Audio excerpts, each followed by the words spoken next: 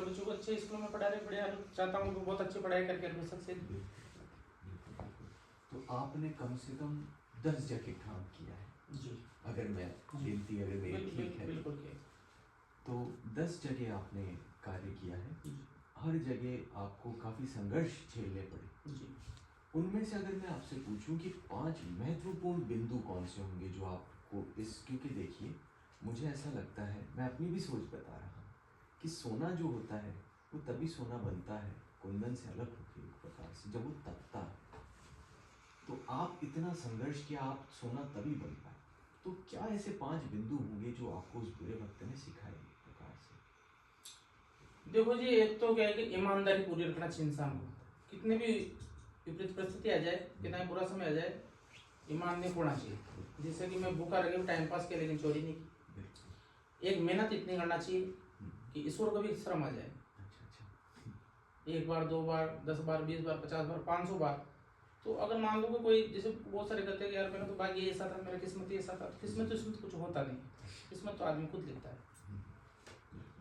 तो लिखने वाला ने जैसे मेरे किस्मत में लिख रखा होगा कि भाई दुख दुख दुख, तो मैं 50 बार 500 बार भी कोशिश करूंगा तो वो मेरा ऐसा मानना है कि वो ईश्वर भी कोई भी शर्म आ जाएगी कि ये नहीं मानने वाला भाई, इसको सुख सुख में बदल देते। ये तो मेहनत हो गया। हाँ। और उसके अलावा एक हो गया आपका ईमानदारी जी, कि आपको अपना चरित्र बिल्कुल ऐसा रखना है कि करीब एक लगातार आदमी को काम करता रहना चाहिए, चाहे अच्छा काम हो चाहे बुरा काम हो, छोटा काम हो चाहे बड़ा काम हो, लेकिन कभी शर्म नहीं करना चाहिए। लगातार नियमित, जैसे मैं ये काम आज नहीं मिला तो मैं दूसरे दिन फिर काम की तलाश में निकला, फिर उसमें भी सक्सेस नहीं हो तो तीसरे दिन भी काम की तलाश में निकला। बैठे नहीं रहना चाहिए, कुछ न कुछ नहीं तो अनुभव भी मिलेगा।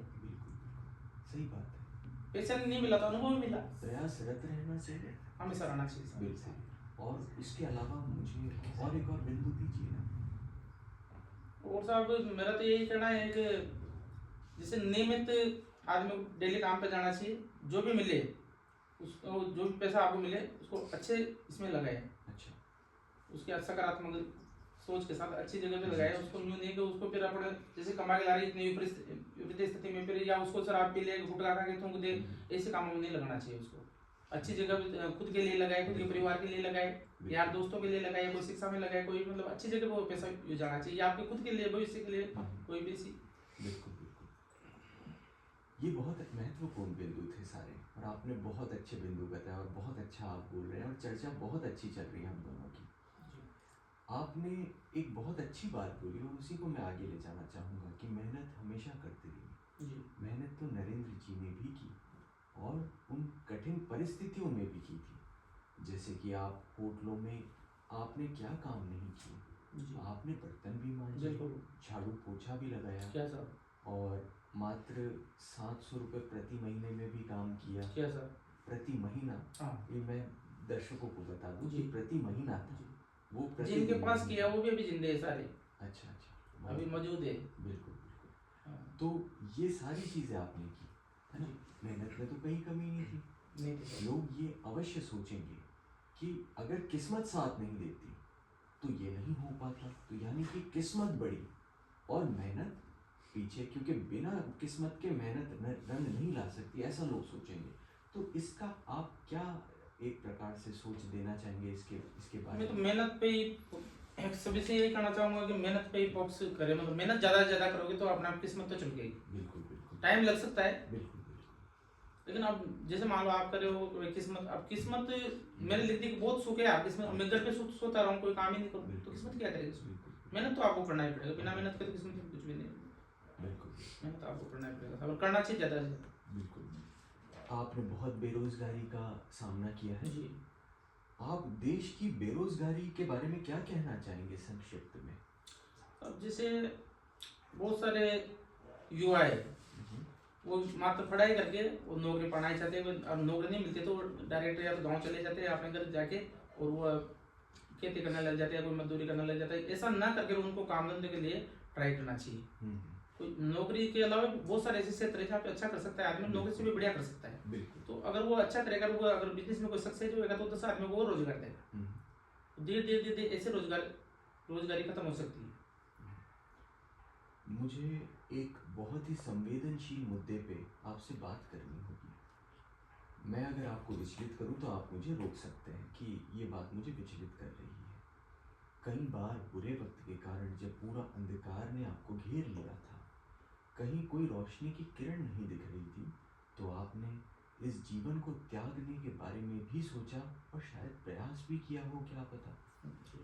इस बारे में आप क्या कहना चाहेंगे कि जब व्यक्ति ऐसी जगहों पे, क्योंकि कई सुनने वाले शायद ऐसे भी होंगे जो बहुत अंधकार में होंगे, जिन्हें कोई रास्ता नहीं दिखता होगा निकलने का, हो सकती है ऐसी परिस्थिति किसी की भी, उनको एक संदेश, शायद एक सहायता मिल जाए कि किस प्रकार ऐसी स्थिति से वो निकल पाए।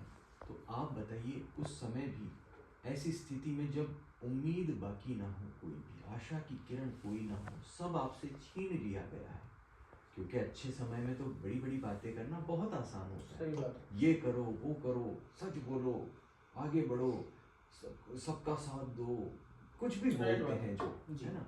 लेकिन पता तो उस समय उससे पूछिए, जाके पैर न फटी बिवाई, वह क्या जाने पीर पड़ाई। जब जिस पे बीत रही होती है, अंधकार में जो होता है, उस व्यक्ति पे क्या बीत रही है, तो आप पे बीती थी।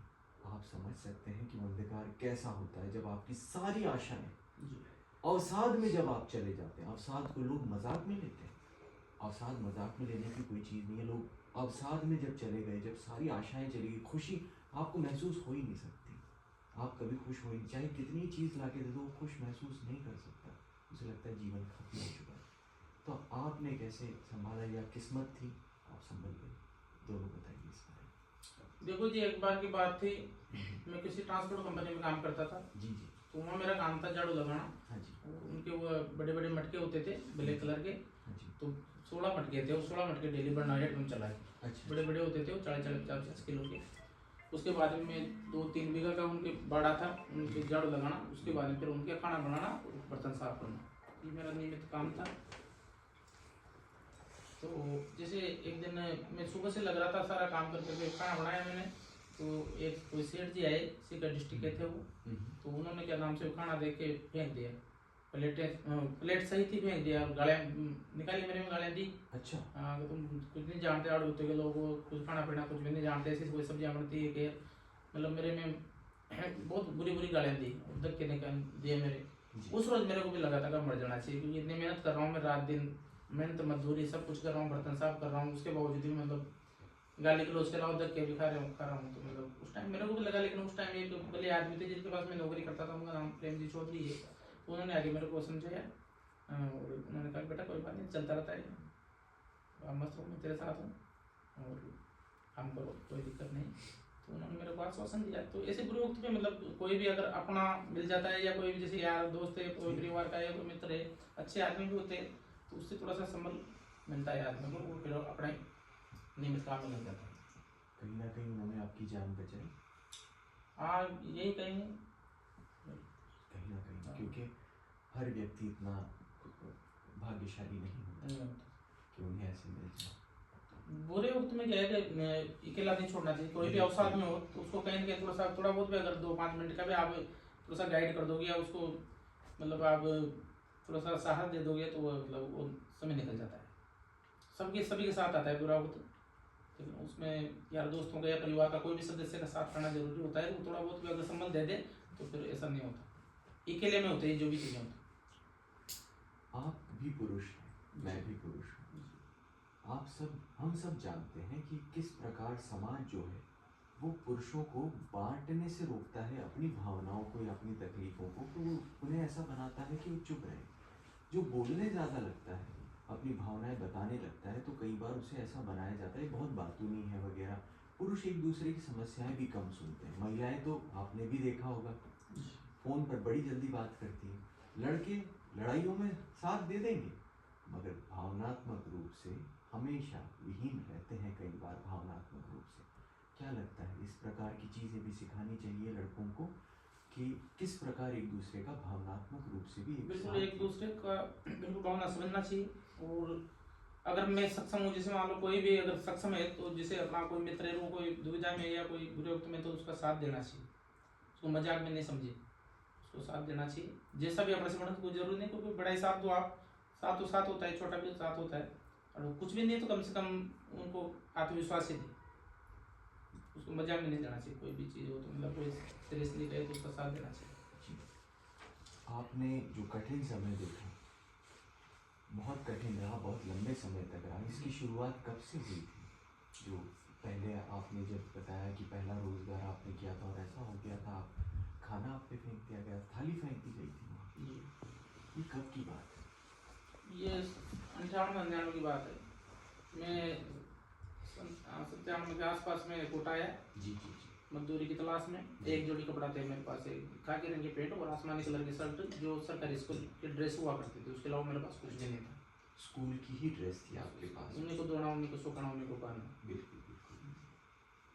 वो समय जब याद आता है, कहीं ना कहीं इतने लंबे समय तक वो सज़ा ही एक प्रकार से कहें, मगर वो बहुत लंबा प्रताड़ना कहें जो आपको एक प्रकार से तैयार करने के लिए दी गई एक प्रकार से, क्योंकि क्रांतिकारी भी जब तक जेलों में नहीं गए तब तक वो उन्होंने भी स्वतंत्रता हमें नहीं दिला पाए।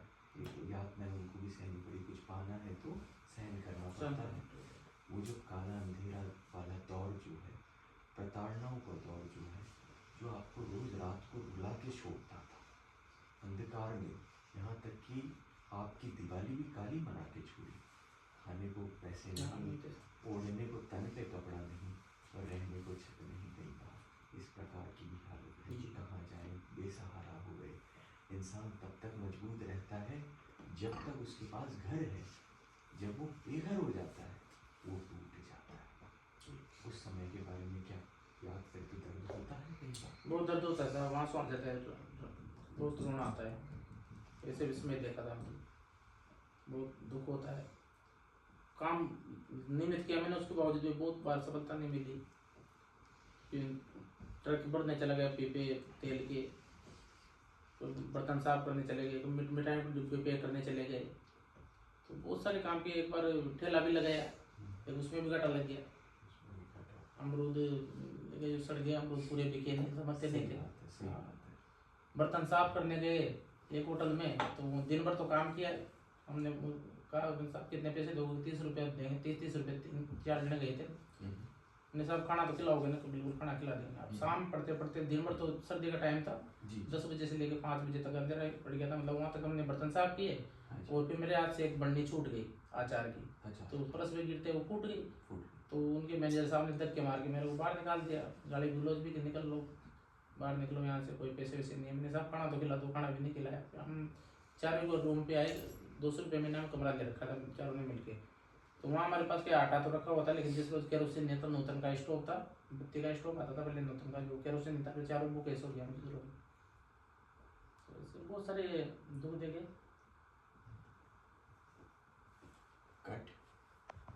नमस्कार। नमस्कार सर। मेरी कहानी, मेरे को सिर्फ बोलना है वहाँ पे, फिर मैं आपके सामने आपको संबोधित करूँगा तब। नमस्कार, मेरी कहानी की इस कड़ी में आपका फिर से स्वागत है।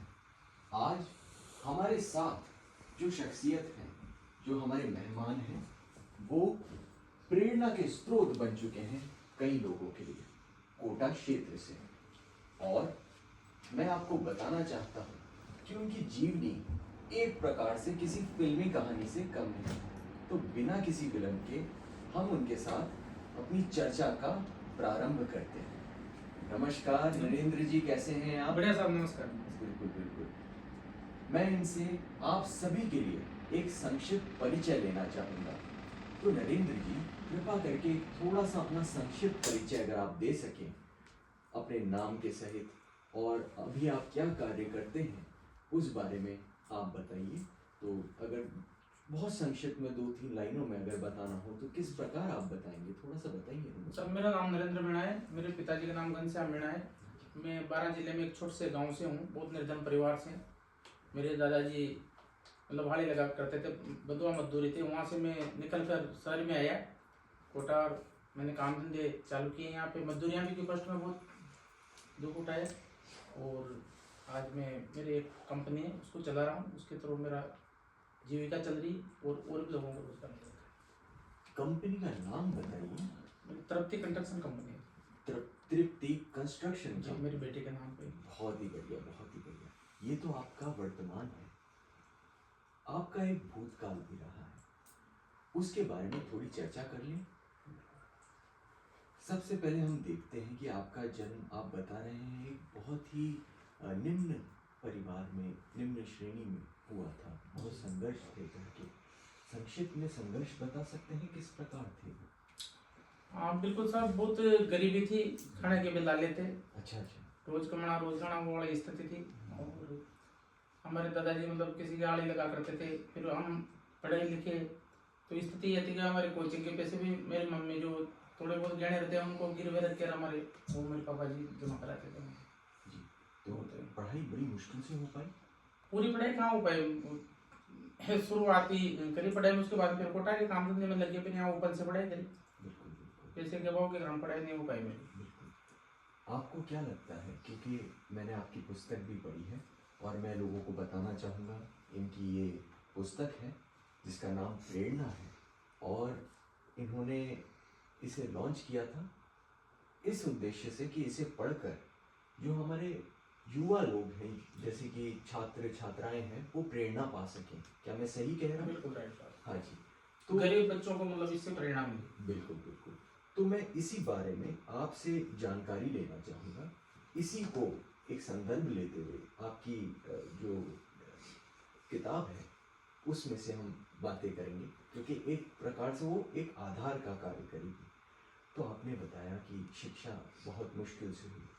क्या आपको किसी बात का ऐसा लगता है कि काश शिक्षा ले पाता, दुख है, या फिर आपको ऐसा लगता है कि नहीं, शिक्षा जरूरी नहीं? देखो अब मैं सक्सेस हो गया तो अब मुझे लगता है कि चलो कोई नहीं, मैं सक्सेस हो गया, पढ़ के भी क्या कर लेता, छोटे मोटे कोई नौकरी मिलती, लेकिन उससे मैं 50 नौकरियां परिवार को पाल रहा हूँ उल्टा। जी जी। मैं खुद अगर नौकरी लगता तो खुद के परिवार को पालता, लेकिन जी। आज अगर मैं काम धंधे कर रहा हूँ या कोई बहुत बड़ी कंपनी या मेरे पास कोई लोगों को रोजगार दे रहा हूँ, और इस देश को वैसे भी रोजगार देने वालों की जरूरत है। बिल्कुल बिल्कुल। भाई अगर मान लो मेरी वजह से अगर 50 परिवार भी चलते हैं तो कहीं ना कहीं मतलब बहुत मेरे को खुशी महसूस है। लेकिन कहीं ना कहीं जैसे मान लो मैं कोई मंच पे जाता हूँ, जी जी जी। या कोई कहीं भी मेरे को बहुत सारी जगह मान सम्मान दिया जाता है, बुलाया जाता है, तो मैं मतलब वहाँ बोल नहीं पाता, पढ़ाई का अभाव के कारण, इतनी जानकारी नहीं जो एक मंच पे बोलना चाहिए वो नहीं बोल पाते। हमारी चर्चा पुनः स्थापित करते हैं। आपने बहुत सारे अच्छे मुद्दे बताए, और बिंदु जो हम एक तरीके से जिन पे हमारी बात हो रही है वो भी बहुत महत्वपूर्ण है।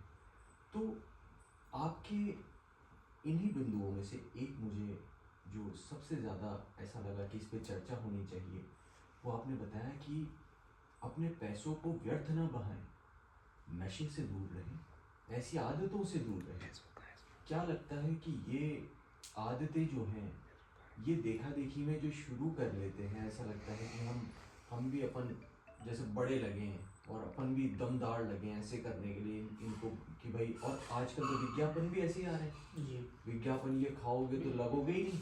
जी। अगर तुम ये नहीं खाते तो तुम बड़े आदमी हो ही नहीं। तो बड़े तो तुम तभी हुए हो जब ये खा रहे हो, तभी तो वो फिर पीछे बिल्डिंगें वगैरह दिखाना, कारों से उतरना, फिर उसके बाद में इस तरह की चीजें खाते हुए विज्ञापन भी ऐसे आ रहे हैं। युवाओं पर प्रभाव पड़ना स्वाभाविक है। इस पर आपकी क्या टिप्पणी है कि ये नशे वगैरह हैं, क्या ये बिल्कुल काम की बिल्कुल चीज़ नहीं है, और इन्हें कैसे आप बिल्कुल देखते साहब, हैं? धूम्रपान कभी नहीं करना चाहिए, गुटखा जर्दा कभी नहीं, नशे का कोई भी चीज़ वो गलत है, बिल्कुल नहीं करना चाहिए, पैसे को अच्छी जगह पे लगाना चाहिए। और मैं तो ये कहूँगा कि विज्ञापन भी जो पैसे के लिए ही विज्ञापन दे रहे हैं, ये गलत, तो ये भी बहुत ही गलत बात है मतलब। बिल्कुल गलत बात है।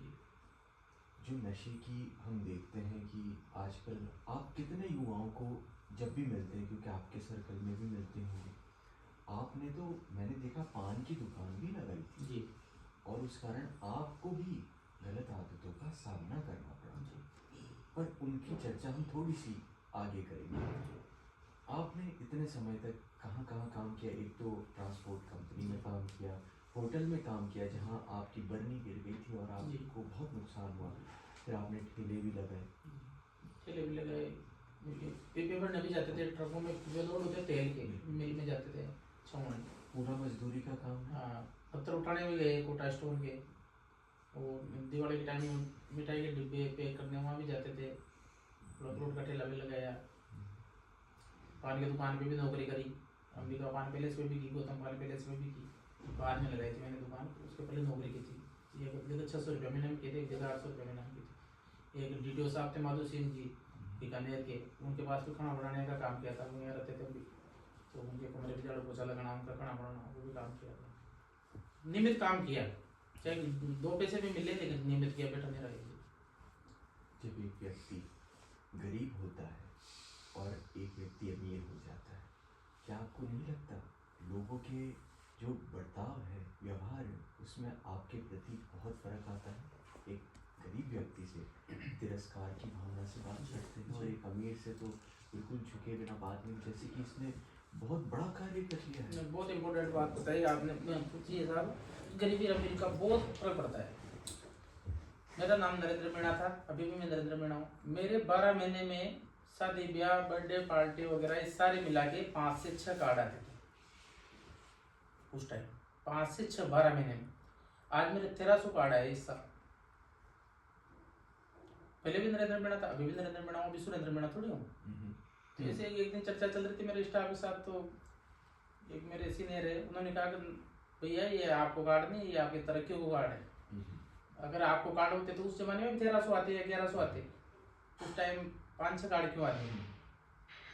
तो और जैसे पहले जिस हिसाब से बोले जाते थे, एक तरह से दूध कार के, या कोई मिलने वाला भी रास्ता चेंज कर देता था, यार इधर से आ रहा है, वैसा नहीं हुआ, गरीब आदमी हमसे पैसा मांग ले। और आज जो पब्लिक मतलब जो दूर के रिश्तेदार है वो भी कहते हैं कि भाई नरेंद्र जी तो हमारे रिश्तेदार है, बल्कि दूर दूर तक भी बहुत सारे तो नहीं है, फिर भी वो तो कहीं ना कहीं देखो पैसे का तो बहुत, सब कुछ नहीं लेकिन बहुत कुछ तो है। क्या ये दुख की बात नहीं है कि सफलता को हमारे समाज में सिर्फ आर्थिक स्थिति में तोला जा रहा है, जबकि कई सफल लोग ऐसे भी हैं जो आर्थिक रूप से भले उतनी उच्च स्तर पे ना पहुंचे हों, लेकिन अपने अपने क्षेत्र में उल्लेखनीय योगदान उन्होंने दिया है, लेकिन उनकी कहीं चर्चा नहीं होती या उन्हें लोग उतना नहीं देखते। जैसे कि कोई बड़ा उद्योगपति अगर चला जाए तो अगर उसके पास धन बहुत है तो उस पर बहुत मातम होगा, लेकिन अगर कोई वैज्ञानिक जिसने काफ़ी अनुसंधान किए और हमारे जीवन को, आपके और मेरे जीवन, विज्ञान के बिना तो कुछ नहीं है, उसको सुलभ बनाया हो या किसी ने दवाई बनाई हो, कहीं जाने बचाई हो, उसकी जाने पे कोई शोक नहीं करता आज के समय में। क्या ये समाज की एक प्रकार की दुर्गति नहीं है? दुर्गति है सर, ये विडम्बना है, बहुत बड़ी, ये बहुत बड़ी दुर्गति, बहुत बड़ी दुर्गति। जो लाइफ हो उसको हमेशा सम्मान मिलना चाहिए। आज डॉक्टर से, अभी कोरोना काल में डॉक्टरों ने रात दिन मतलब पब्लिक की सेवा की है, हजारों लाखों जाने बचाई। तो चर्चा पुनः हम आरंभ करें, और बहुत अच्छी हमारी चर्चा चल रही है और आनंद भी आ रहा है, और कितने गहरे गहरे बिंदु, उन पर हम इतनी गहरी चर्चाएं करते आ रहे हैं। इससे सकारात्मक पहल जरूर होगी, सुनने वाले को भी बहुत मूल्यवान चीज़ें प्राप्त होगी। तो आपकी बातों से ही मुझे एक बात याद आई और उसी पर मैं चर्चा करना चाहूँगा, क्योंकि मुझे वो बहुत महत्वपूर्ण लगता है आज के परिवेश में। आप देखिए कि आपने बताया कि भाई व्यक्ति को ये पैसा बचाना चाहिए, नशीले पदार्थों से दूर रहना चाहिए, कहीं ना कहीं इन सब का सेवन नहीं करना चाहिए। मगर देखें, विडम्बना देखिए आप कि आजकल तो इसके धड़ल्ले से विज्ञापन हो रहे हैं, हर प्रकार के नशीले पदार्थों के बड़े लुभावने विज्ञापन हो रहे हैं। कोई कहता है कि कामयाबी के लिए ये खाओ, कोई कहता है कि शोहरत पाने के लिए अवार्ड लेके और ये पियो। हमारी चर्चा बहुत ही अच्छी हो रही है, बहुत अनेक मुद्दे ऐसे आपने बताए जो कि बहुत महत्वपूर्ण है और लोगों के लिए भी बहुत मूल्यवान होंगे जब वो इसे देखेंगे, इस चर्चा को, मुझे आशा है। इसी बात को आगे बढ़ाते हुए मुझे याद आता है, आपने एक बात कही थी कि जब बहुत ज़्यादा आप निराश हो जाए, बुरे समय से गुजर रहे हो, तो कृपा करके आप नशे से और पैसे को व्यर्थ बहाने से रुकें, वो ना करें आप। तो आपको क्या लगता है कि जब युवाओं में हम देखते हैं ऐसे विज्ञापन बांटे जा रहे हैं, जहां आप ये नहीं खाओगे तो सफलता नहीं है आपकी, आप ये नहीं पियोगे तो अवार्ड लेके कोई जा रहा है, कोई कह रहा है कि ये पीना चाहिए, मेरी सफलता का राज है, ऐसा कुछ बताते हैं, लुभावने विज्ञापन, लुभावनी दुकानें नशे के कारोबार की हैं आज के समय में। तो उस पे आप क्या कहना चाहेंगे कि युवा ऐसी चीज़ें ना करें तो वो बचे कैसे, और ये तो इस पे अंकुश कैसे लगाया जाए कि इस चीज़ पे कैसे, क्योंकि वो तो पूरी इंडस्ट्री चल रही है इस पे, और युवाओं पे तो प्रभाव पड़ना निश्चित है, क्योंकि वो तो अभी बड़े हो रहे हैं, परिपक्व उतने नहीं हुए जितने आप हैं एक प्रकार से। उस पे थोड़ी सी रोशनी डालें। जितने भी सब ये एडवर्टाइजमेंट करते हैं, क्योंकि अपन देते हैं हीरो हो गए, बड़े बड़े सेलिब्रिटी हो गए, क्रिकेटर हो गए, इन पे बैन लगना चाहिए। बैन? बिल्कुल, क्योंकि ये क्या है, लाखों रुपए इनको चंदा दिया जाता है, मोटा डोनेशन दिया जाता है, उसके बदले ये क्या है, गलत प्रचार करते हैं। और उसके गिरफ्त में जैसे मान लो आज मेरा कोई हीरो है, भाई मेरा एक तरह से मैं उसको पसंद करता हूँ, मैं फैन हूँ उनका, अब वो करेगा भाई कि युगल दाने दाने में केसर का दम, ऐसे कुछ मतलब, तो वो फर्क पड़ता है युवाओं पे, छोटी उम्र के बच्चों पे ज़्यादा फर्क पड़ता है। तो सब जितने भी सेलिब्रिटी इनको एक तरह से गलत विज्ञापन नहीं देना चाहिए, इन पे एक पाबंदी लगे, एक दायरे में रह के मतलब ये करे, तो इसमें सकारात्मक परिणाम आ सकते हैं। बिल्कुल, बहुत ही अच्छी बात आपने कही, और एक बहुत सख्त बात भी आपने की, बैन डायरेक्ट बिना कुछ सुने उनको एक प्रकार से बैन ही लगा देना चाहिए, क्योंकि आपको लगता है कि कठोर कदम से ही अब स्थिति बदलेगी। बिल्कुल राइट बात है सर, बिना कठोर कदम के नहीं हो पाएगा, सख्ती भी आवश्यक है। जरूर। बिल्कुल। उसके अलावा आपने ये देखा कि आपने राजनीति भी की है और आपने समाज सेवा भी की है, तो आजकल जो राजनीति है वो समाज सेवा से दूर होती जा रही है, कई बार हम देखते हैं। जी। क्या ऐसा कोई तरीका है कि राजनीति और समाज सेवा को एक लाया जा सके, क्योंकि होना तो यही चाहिए एक आदर्श संसार में या आदर्श समाज में, जो सामाजिक कार्य है और जो हमारी राजनीति है वो एक प्रकार होनी चाहिए, मगर ऐसा होता दिखाई नहीं देता। तो इस पे आपकी क्या राय है? राजनीति बहुत महंगा शौक हो गया साहब, लाखों करोड़ों रुपए खर्च करके टिकट लाते हैं, फिर बड़े बड़े प्रचार करके बहुत लाखों करोड़ों रुपए बातें, फिर भ्रष्टाचार करते ही, बहुत बड़े लेवल पे भ्रष्टाचार होता है। अच्छा। तो वो उनका जैसे 5 साल के लिए अपने देश में जनप्रतिनिधि चुने जाते हैं, हाँ जी, हाँ जी। तो वो 5 साल तो धन कमाने में वो खर्च कर देते हैं, अब सेवा कैसे करेगा? अच्छा। तो और एक वंशवाद चल रहा है, सेठ का बेटा सेठ, मंत्री का बेटा मंत्री, हाँ जी। या आगे वो सिस्टम चल रहा है, तो उनको तो एक आदत पड़ी हुई है। तो इनको बंद करके एक गरीब किसान के बेटे को मतलब बढ़ावा दिया जाए, कोई सैनिक को आप जैसे फौजी है तो उसको नेता बनाया जाए, या कोई पढ़ा लिखा विद्वान को नेता बनाया जाए, या फिर इनमें जैसे एक इंटरव्यू होता है कि भाई आईएएस बनने के लिए आपको ये परीक्षा पास करनी होगी, वैसे परीक्षा के तहत नेता बने तो देश का भविष्य सुधर जाए। एक सेवा भी होगी उसमें, जैसे आज सैनिक में जज्बा होता है सेवा का, तो उसमें एक तरह से वो जज्बा भी रहेगा। अब जैसे मान लो कोई 8 रुपये आदमी जाकर मंत्री बन जाता है, उनका पीए आईएएस लगता है, और वो क्या सेवा करेगा? वो तो भ्रष्टाचार करेगा, गलत काम करेगा। आपने जितनी भी नेतागिरी करी उसमें क्या आपने ये पाया कि एक सभ्य व्यक्ति, बड़ा कड़वा सवाल मैं आपसे पूछने वाला, एक सभ्य व्यक्ति नेता नहीं बन सकता, और अगर बन भी जाता है तो वो वहाँ आगे नहीं बढ़ सकता, इस क्षेत्र में फल फूल नहीं सकता। क्या आपको ऐसा लगता है? क्योंकि गुंडागर्दी, उठाईगिरी कहें, अपनी आम भाषा में हड़ौती की, ये सब बहुत आवश्यक हो गई है। हम पोस्टर्स भी देखते हैं, वो ऐसा बिल्कुल नहीं लगता कि कोई समाज सेवक के पोस्टर है, बिल्कुल लगता है किसी गुंडे के पोस्टर लगे हुए हैं। कई बार ऐसे ऐसे लोगों के जो क्षेत्रीय नेता अपने आप को बताते हैं और समाज सेवी भी बताते हैं, बहुत दिखावा है, बहुत ज़्यादा दिखावा है। आपको नहीं लगता कि कोई सभ्य व्यक्ति आगे बढ़ सकता है? क्या लगता है आपको? ये पहले इस पर टिप्पणी कीजिए कि इस जो एक राजनीतिक समाज बना रखा है दिखावे का, गुंडागर्दी का, इस पे आपकी टिप्पणी, फिर उसके बाद बताइए क्या एक सभ्य व्यक्ति बन सकता है? इस पे थोड़ी सी रोशनी डालें। सभ्य व्यक्ति बिल्कुल सब बन सकता है, लेकिन उनको क्या है, जैसे ऊपर जाते हैं ना उनको दबा दिया जाता है, क्योंकि उनकी गिनती कम होती है। गद्दारों की राजनीति में क्या है, गद्दार ज़्यादा होते हैं, अच्छा अच्छा। करप्ट ज़्यादा होते हैं, जी जी। और बाहुबली होते हैं, जी जी। सारे उनके अवैध काम चलते हैं, किसी का अवैध कानून चल रहा है तो किसी का अवैध प्रेशर चल रहा है तो किसी के अवैध ठेकेदारियाँ चल रही है, किसी का बजरी बू वहाँ पे आए, मतलब ऐसे काम ज़्यादा चलते हैं। बिल्कुल उसमें वो सब ज़्यादातर बाहुबलियों को जो अच्छे आदमी जाते हैं बेचारे उनको कुचल दिया जाता है, दबा दिया जाता है। बिल्कुल अच्छे भी जा सकते हैं, कोई ये नहीं, अच्छे जाएंगे तभी पार पड़ेंगे। ये तो एक प्रजातंत्र है। बिल्कुल युवाओं को, देश के किसानों को, देश के जवानों को, आम पब्लिक को समझना चाहिए बिल्कुल कि अच्छे से अच्छे आदमियों की संख्या ज़्यादा बढ़े वहाँ, बिल्कुल क्योंकि अपना देश एक प्रजातंत्र है। वहाँ पे अगर चुन के नहीं भेजोगे तो ये तो ऐसे ही चलता रहेगा। वो सब भी आदमी घर में बैठा बैठा कुछ भी नहीं कर सकता, क्योंकि जहाँ तक आप सिस्टम वहाँ से चलता है सारा। तो वहाँ तो अगर संख्या बढ़ानी पड़ेगी तो आम पब्लिक को सोचना चाहिए। वो आराम से जा सकता है, पब्लिक चाहे तो क्या नहीं कर सकते, प्रजातंत्र है यहाँ।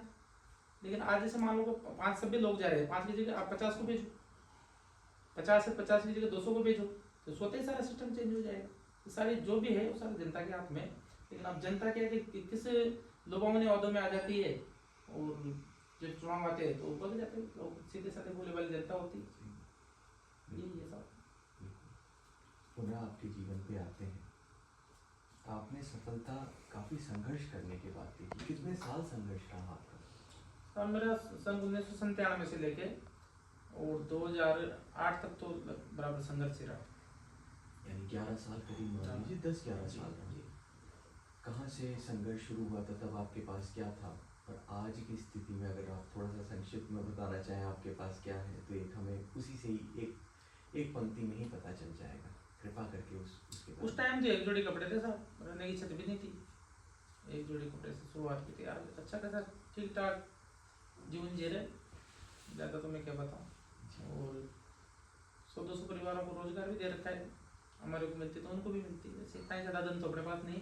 जी, जो आपकी कंपनी है उसका आकलन कितना है आजकल मूल्य के हिसाब से, अगर देखा जाए कितना आकलन है कि भाई यहाँ तक पहुँच चुकी है? जैसे हर कंपनी का एक आकलन हो जाता है कि इतने का व्यापार वो कर रही है सालाना एक प्रकार से, तो आज का व्यापार उस बारे में मैं नहीं बता पाऊंगा सर। हाँ जी, अभी मैं ठीक समझ है, सकता चल रहा हूँ। है, लेकिन दाल रोटी चल रही है। दाल रोटी नहीं नहीं नहीं नहीं बिल्कुल।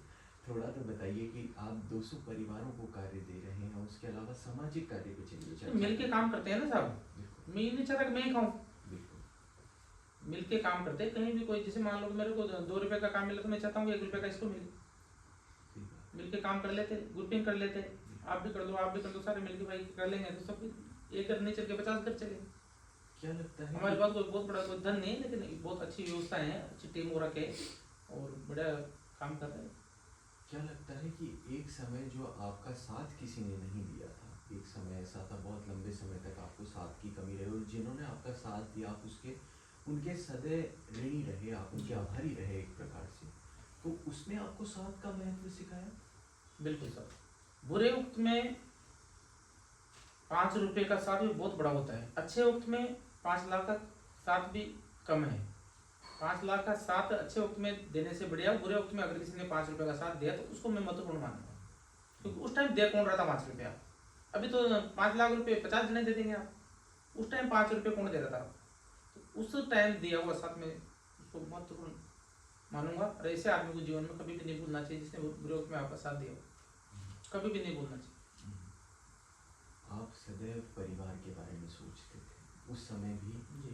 क्या ये बात सच है कि आप जितना भी अर्जित करते थे उसे कहीं कुछ लेते नहीं थे, कुछ खरीदते नहीं थे, किसी कभी भी ऐसी चीज़ों में नहीं लगाते थे व्यर्थ की, और पैसा घर पे भेजने में ज़्यादा आपकी रुचि रहती थी? जी ऐसा सत्य है? उस बारे बिल्कुल में सत्य है साहब। मैंने हमेशा जो भी कमाया हमेशा घर पे जाके दिया।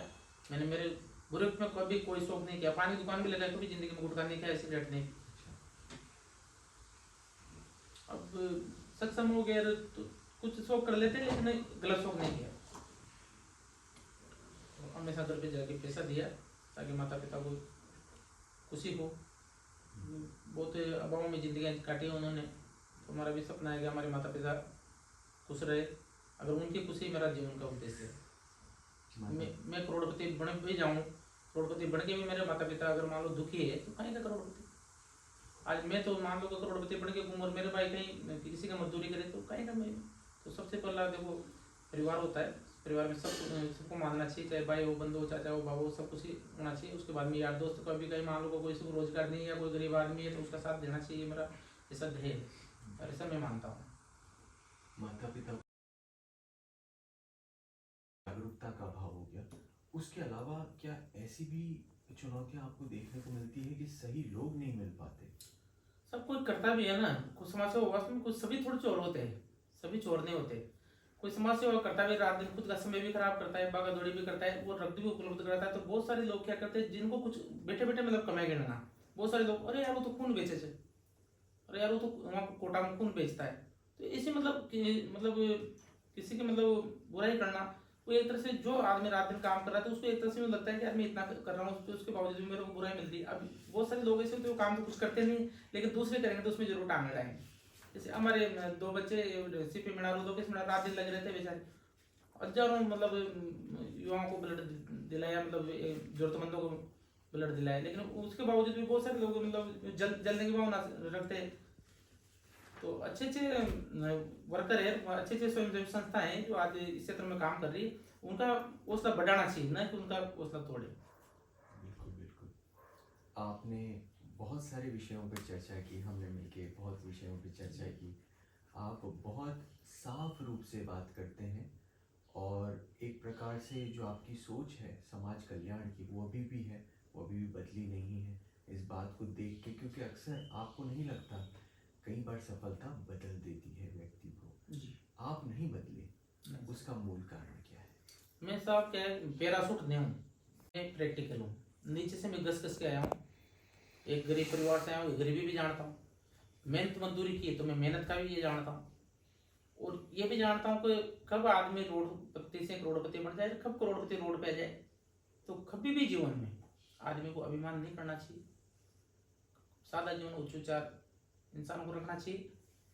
समय के साथ साथ मतलब ज्यादा यूं दिखावा भी नहीं करना चाहिए। लोग क्या कहते हैं कि जेब में तो 50,000 दिखावा करेंगे लाख रुपए का, मेरा उल्टा सिस्टम है। अगर मेरे पास 2 रुपए है तो मैं कोशिश करूंगा मात्र 50 पैसे ही दिखे, दिखावा नहीं करना चाहिए। दिखावा अगर आप करोगे तो मैं एक दिन पतन निश्चय है। आय से अधिक खर्च जो करता है वो तिरस्कार का भोगी होता है। बिल्कुल। तो मैं मेरे सिस्टम में मेरी उसमें ही रहना पसंद करता हूँ, ज़्यादा दिखावा में नहीं करता। मेरा अगर बैकग्राउंड मान लो 100 गुना है तो मैं कोशिश करूंगा कि मैं ज़्यादा से ज़्यादा 20 या 25% ही में मतलब मेरा ये दिखाऊँ, ताकि मैं कभी भी मतलब फेल नहीं हूँ। अगर जो हवा में उड़ेगा, आज मैं मेरे औकात तो एक अल्टो कार की, और मैं फॉर्चुनर में मेंटेन करूँ तो मरूंगा मैं तो। या फॉर्चुनर की एयर में कोई BWM में अगर मैं करूँ तो मैं मरूंगा। तो ज़्यादा दिखावा नहीं करना चाहिए, अपने धरातल पे इंसान को रहना चाहिए। तो उसके तो ओड ही नहीं होते साहब, क्योंकि वो आदमी कभी भी पीछे नहीं हट सकता है। फिर पीछे जाएगा नहीं, सक्सेस जो होगा मतलब एक तरह से कभी भी अनसक्सेस नहीं होगा। आपके परिवार में सबसे आपकी जो घनिष्ठता है, सबसे प्रिय अगर कोई है आपके, तो वो आपकी बेटी है, सही था? जी बिल्कुल। और बेटी को जब आप देखते हैं, चाहे कितनी भी परेशानी हो, क्या लगता है कि सारी परेशानियां दूर हो जाती है बेटी को देख के, उसका सर चेहरा मैं पर? आज भी कभी टेंडर डालने जाता हूँ ना तो मेरे बेटे के पैर छू के जाता हूँ। अच्छा। कभी भी मेरे जब भी टेंडर होते हैं, हमारी रोजी रोटी होती है, कभी भी टेंडर लेंगे तभी हमारे को काम मिलता है। काम मिलता है तो उसमें से मेहनत मजदूरी करके, जो भी रात दिन मेहनत करके 2 पैसे आते हैं, उसी से सारी व्यवस्थाएं चलती है, पूरा ग्रुप चलता है। तो मैं जब भी टेंडर कहीं भी जाऊँ, मैं किसी भी जिले में या कहीं भी डालने, तो मेरे बेटे के पैर छू के जाता हूँ आज भी। ऐसा क्यों? मैं मेरे एक तरह से वो लक्ष्मी का रूप है मेरी बिटिया। जब से वो मेरे घर में आई तब से मेरे को किसी भी बात की कोई कमी नहीं। उसके पहले बहुत दुख थे, तो साक्षात कार्य लक्ष्मी, और उसके नाम से कभी आदमी तक कोई टेंडर पे नहीं होता। भगवान करे सभी की सोच आप जैसी हो और सभी बेटियों को ऐसा ही प्रेम और प्यार मिले और सम्मान मिले हर घर के अंदर। इसी अच्छी बात के साथ हम हमारी चर्चा को यही विराम देते हैं। और आपने बहुत सारी अच्छी बातें बताई और एक अच्छे अच्छे बिंदु पर हम इसको समापन करते हैं। आप यहाँ हमें इस चर्चा में आए और इतना समय दिया, उसके लिए आपका हृदय से आभार, बहुत बहुत धन्यवाद। धन्यवाद साहब, थैंक यू। आपको समय याद हो माँ बाप के दुखों का, जिसने आपको इतना प्रेरित किया कि आप सारे पैसे भेज देते? देखो जैसे मान लो कि थोड़ी बहुत फसल निकलती थी, 10-5 हज़ार रुपये की बहुत कम जमीन थी हमारे, मात्र यूँ मान लो 5-7 बीघा जमीन थी। तो उसमें पेट भी भरना मुश्किल होता था। तो जैसे वो बेचने जाते थे 10-5 हज़ार रुपये आते थे, तो उनके जो फटे बनियान थे तो वो खुद के लिए बनियान नहीं लाते कि हमारे लिए, मतलब कोशिश करते कि भाई हमारे लिए कुछ चप्पल या कोई कपड़े लाए, मतलब ऐसा वो चीज़ें। आज भी दुख होता है, आंसू आ जाते हैं, मतलब बहुत गरीबी थी मतलब। और गरीब आदमी को कोई उधार भी नहीं देता, कोई 1,000 रुपये भी उधार नहीं देता परिवार। बहुत समस्याएं देखी। तो कहीं ना कहीं हम भले ही फटे कपड़े पहन के रह रहे, आपके माता पिता ये सोचते थे, लेकिन उन्होंने आपके लिए सदैव अच्छा करने जी, की कोशिश अच्छा से अच्छा करने की कोशिश करे साहब। क्या यही माँ बाप होते हैं कि अपने को भले ही कुछ मिले ना मिले, बच्चे के लिए हमेशा, चाहे जिस भी स्तर के, इस दुनिया के हर माँ बाप बच्चे के लिए अच्छा से अच्छा करने की कोशिश करते हैं, लेकिन बहुत सारे नकारा बच्चे आजकल है ना, तो वो जैसे सक्षम होते हैं, जैसे शादी वादी हो जाए तो कोई छोटी मोटी नौकरी लग जाए तो माँ बाप को भूल जाते हैं, तो वो बिल्कुल गलत है। माता पिता से बड़ा कुछ भी नहीं संसार। दुनिया में आप ये मानते हैं कि चाहे जितने बड़े बन जाओ, लेकिन परिवार को कभी नहीं भूलना चाहिए साहब। परिवार के महत्व के बारे में थोड़ा सा बताएं। परिवार से बड़ा साहब कुछ भी नहीं। अगर संयुक्त परिवार हो तो मजा ही कुछ और है। मतलब अकेले में तो सुना सुना सा लगता है, कितना भी आप दोनों मानो किसको बताओगे आप, जैसे कितना ही आप रईस हो, कितने भी अच्छे से प्रोग्राम कर रहे हो, तो किसके साथ आप खुशी बांटोगे? दिखाना उन्हीं को तो है जिन्होंने आपके मतलब बुरा वक्त देखा है या बुरा वक्त में आपके साथ रहे। आज उनको खुशी होगी, देखो हमारा बेटा या हमारा फलाना रिश्तेदार या कोई हमारा परिवार का वो इतना बढ़िया कर रहा है, वो भी चर्चा करेंगे, गाँव में चर्चा होती है, तो मतलब बहुत सारी चीजें हैं। आज माता पिता जब आपको सफल देखते हैं, उस समय से आपने भी उनको देखा, उनके यहाँ भी संपन्नता आई होगी इतने समय के संघर्ष के बहुत बाद। बढ़िया जोरदार सब राम जी राजी, अब सब कुछ से बढ़िया, बहुत बढ़िया सारा सिस्टम एक नंबर का है। उनको जब देखते हैं, उनके चेहरों पे खुशी देखते हैं, कैसा लगता है? बहुत मेरे को अपने आप में बहुत खुशी होती है साहब। मेरी मान लो कि उनकी खुशी में मेरी खुशी है, एक तरह से वो खुश रहते हैं तो मेरे को बहुत अच्छा महसूस करता हूँ मैं, मैंने कुछ किया है। मैं जो कुछ करके बैठ जाता है, वो मतलब दुखी रहते तो वो कोई मतलब नहीं था उस जीवन में। सबसे बड़ी अचीवमेंट आप यही मानते हैं जी, अपने जीवन की उपलब्धि सबसे बिल्कुल। बड़ी कि माँ बाप को खुश रखा, परिवार को खुश रखा, जी, सबसे बड़ी है। क्योंकि कई आज भी मैं मेरे शौक में कटौती कर देता हूँ, या मेरे को ऐसे वारों में कटौती कर लेता हूँ, लेकिन माँ बाप या परिवार में से कोई भी किसी को भी कोई जरूरत हो तो उनको मैं कभी मना नहीं करता, चाहे मेरे पास हो या नहीं हो, लेकिन उनकी आवश्यकता जरूर पूर्ति करने की पूरी कोशिश करता हूँ। क्योंकि आजकल लोग, जो हमारी दुनिया है उसमें जैसे ऐश्वर्य हो गया, ये चीज़ें हो गई, उनमें सुख ढूंढ रहे हैं, मगर सुख आपने अपने परिवार में ढूंढा, उनकी खुशी में ढूंढा। क्या यही सच्चा सुख है? बिल्कुल यही सच्चा सुख साहब, बिल्कुल। बिल्कुल। आपके कुछ संक्षिप्त में जो सामाजिक कार्य आप करते हैं उस बारे में भी थोड़ी सी बहुत संक्षिप्त में चर्चा करते हैं। और वो ये है कि आप रक्तदान के क्षेत्र में काफ़ी अग्रसर रहते हैं, और उस बारे में थोड़ी सी जानकारी आप दीजिए। रक्तदान में कैसे जाना हुआ और रक्तदान है क्या, उसको समझाएं, उसका महत्व समझाएं।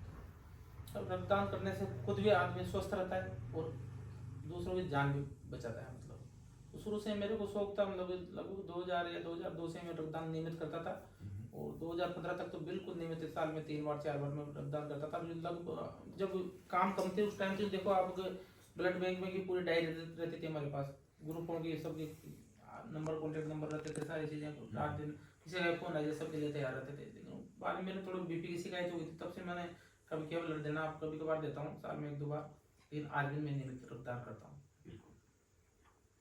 क्या आपको ऐसा लगता है कि रक्तदान का अभाव बहुत है समाज में? बिल्कुल, अब तो जागरूकता आई है, पहले तो बहुत ज़्यादा एक तरह से अभाव था, और जानकारी भी कम थी, लोगों में बनाते थे कि ब्लड देने से ऐसे मर जाएंगे, कमज़ोर हो जाएंगे।